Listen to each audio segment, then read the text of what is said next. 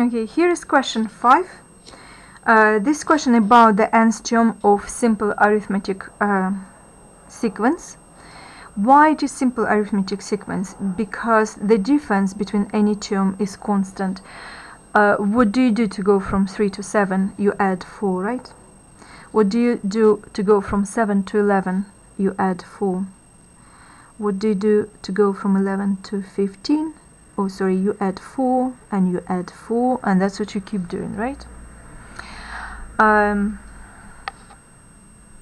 Obviously, if it would be a lesson, a big lesson, I would explain to you slightly different, but I'm just giving you feedback to how things needs to be done. It's very short and very brief, and if you feel that this explanation is not sufficient for you, then we need to do a proper lesson. But for now, I will explain to you how you do it really quickly, because the difference is 4.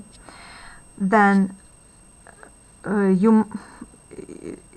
would advise you to do this. You would write 4 times table underneath: 4, 8, 12, 16, 20, and so on. So on the nth place that there will be 4n, right? Because that is 4 times 1 on the place number 1. This is 4 times 2 on the place number 2. 4 times 3 on the place number 3. 4 times 4. So on the nth place you will have 4 times n, right? On the nth place you will have 4 times n. But as you see that here, every term in your sequence is actually 1 less than every number. 1 less, yeah? 1 less than the number in the multiples of 4 sequence. So you subtract n, so you get 4n minus 1, right? That is your formula for n minus 1. There are many different other ways to explain this sequence. Some people were saying like, alright, so the difference is 4, so you will make 1 step before, and so you will find minus 1. So your sequence is 4 and minus 1. And there is another way to explain why the sequence, the nth term will be 4 and minus 1. Think about this. Look, you started from 3, right? Your first term was 3. The second term was your 3 plus 4, which is 7. Your third term was 3, right? Your third term was 4 plus 4 twice, right? 4 taken twice, so you came to 11. Your fourth term is, again, you started from 3, but you added now 3, you made 3 jumps, right? 1, 2, 3 to come to your fourth term. Did you notice that every time to come to this number, okay, you have to make n minus 1 jump, 1 less jump than the number that you are interested, right? So therefore, for your nth, okay, I start from the very first number 3, and I make jumps in fourth, and how many jumps I will make? 1 less than the number you are interested, right? Just think about this. Come to you, say for example 99. You will start from 3 and you will make 98 jumps of 4, right? So in general, so your n's will be 3 plus 4 times n minus 1. If you open the brackets, right? So you'll get 4n minus 4 here, so you'll get 4n, 3 minus 4 is minus 1. So I explained to you 3 different ways of thinking depending on which way you prefer, and we'll do proper revision lesson in class. If that's not enough, you need to tell me, alright? Here's typical in part B. Explain why a particular number not in this sequence.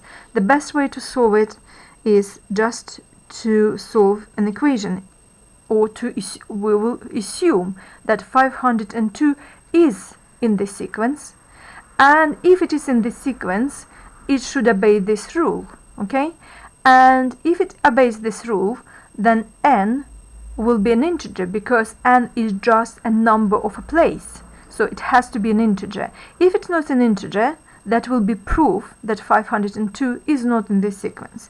So we'll say, okay, let 4n minus 1 be 502.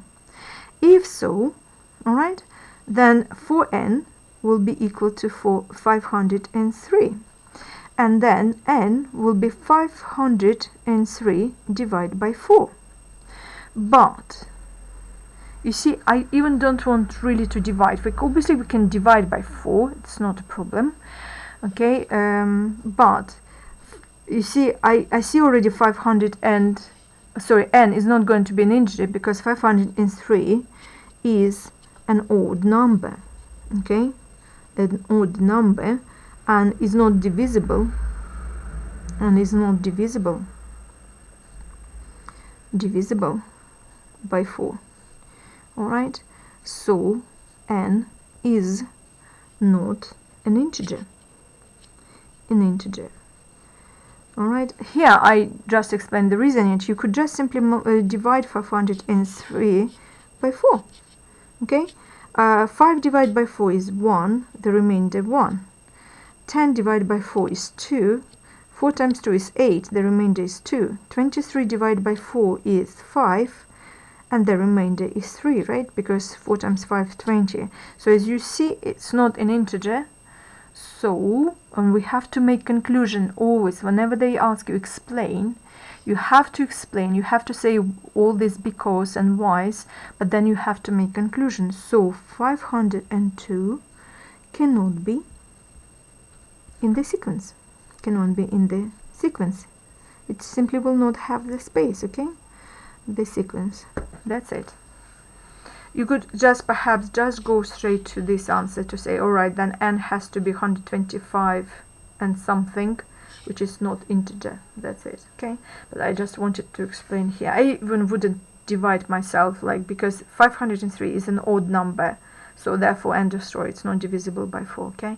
So therefore n is not an integer, so 502 it cannot be in this sequence. That's it, okay? That is the end of the question.